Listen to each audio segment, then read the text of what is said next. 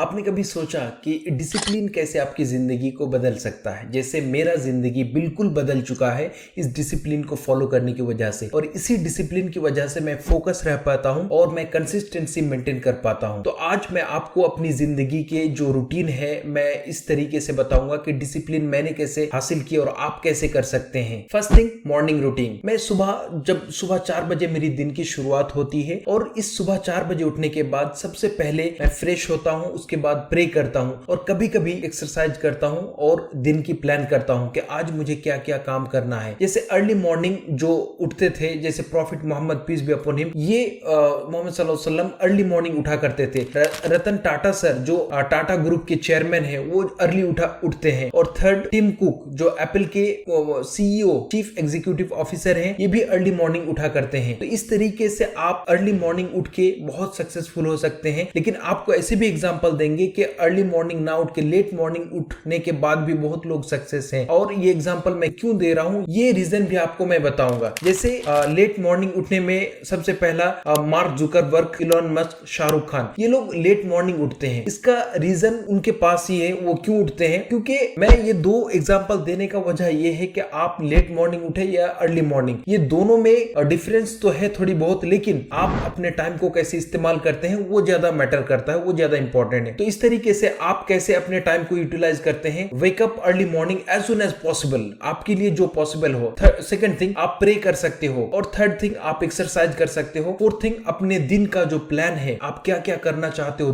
दिन में आपका क्या क्या टास्क है, वो चीज आप प्लान कर सकते हो A to Z। इस तरीके से आपका डे जब प्लान हो जाए तो आपका डे भी अच्छा होगा। Prophet Muhammad peace be upon him said that O Allah bless my nation in early morning. इस बात से पता चलती है कि हम देख सकते हैं इस हदीस से कि अर्ली मॉर्निंग में कितनी बरकत है, और अर्ली मॉर्निंग का बरकत इस हदीस से पता चलता है। और हम इनसे सीख सकते हैं इस हदीस से कि अर्ली मॉर्निंग उठना कितना बेहतरीन है और लोग क्यों उठ रहे हैं। और इस तरीके से हम अपने हैबिट को भी बना सकते हैं। और इसी चीज ने मेरी जिंदगी बदल दी कि मैं पहले नहीं उठ पाता था, लेकिन अभी हर रोज 3 से लेकर 4 बजे के बीच में मैं हर रोज उठ पाता हूँ। Second, time management technique. मैं हमेशा अपने टाइम को कैसे यूटिलाइज करता हूँ। जैसे 24 घंटे होते हैं सबके पास, चाहे कोई अमीर हो या गरीब हो, सबके पास 24 घंटे होते हैं। लेकिन मोस्ट इंपॉर्टेंटली वो 24 घंटे कैसे आप इस्तेमाल करते हैं वो ज्यादा मैटर करता है। फॉर एग्जाम्पल, एक थंब रूल है 8 + 8 3 times 8। For example, first 8 hours आप स्लीपिंग के लिए छोड़ दें। सेकंड 8 आवर्स आप एक्स्ट्रा एक्टिविटी, जैसे आप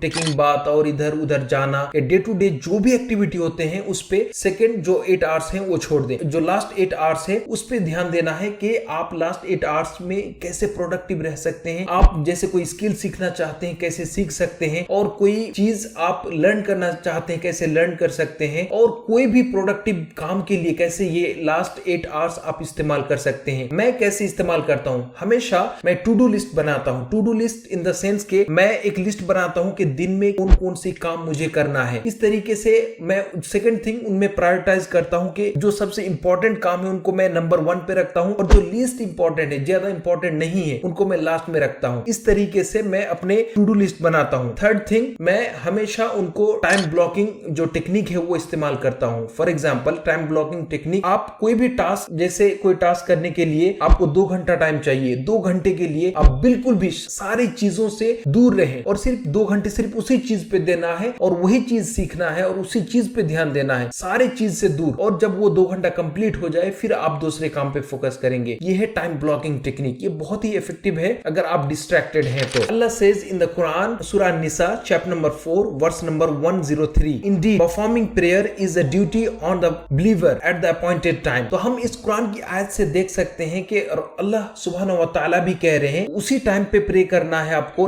मतलब नमाज पढ़ना है जो टाइम अपॉइंटेड किया गया है, अपॉइंट किया गया है। तो इस तरीके से टाइम की वैल्यू हम देख सकते हैं। फॉर एग्जांपल, आज आप 25 साल के हैं, 30 साल के हैं, 35 साल के हैं, लेकिन आज तक आप जो कुछ भी अचीव किए हैं वो आपका नतीजा ये है कि आपकी टाइम की वजह से, आपकी डिसिप्लिन की वजह से आप जो भी कुछ आज तक किए हैं वही आपको मिला है। अगर आप जिंदगी भर यही करते रहेंगे जो आज कर रहे हैं, और आपको वही मिलेगा जो आप कर रहे हैं। इस तरीके से आप देख सकते हैं कि टाइम की कितनी वैल्यू है, इस कुरान की आयत से हम सीख सकते हैं। क्या आपने कभी टाइम ब्लॉकिंग टेक्निक को इस्तेमाल किया है? अगर आपने इस्तेमाल किया है तो आपके साथ कैसा मतलब एक्सपीरियंस रहा? क्योंकि टाइम ब्लॉकिंग एक इफेक्टिव मेथड है अपने टाइम को ब्लॉक करने के लिए और कोई स्पेसिफिक टास्क को कंप्लीट कर। Number third, staying focus in a distracted world. मैं हमेशा कैसे फोकस रह पाता हूं, क्योंकि आज आप देखेंगे सोशल मीडिया की वजह से, जैसे यूट्यूब, लिंक्डइन, ट्विटर, फेसबुक, ये जो एल्गोरिदम है इतने पावरफुल हैं। जो फेसबुक के ओनर है, जो इंस्टाग्राम के जो मार्क जुकरबर्ग है, और भी बहुत सारे जो अलग अलग सोशल मीडिया प्लेटफॉर्म है,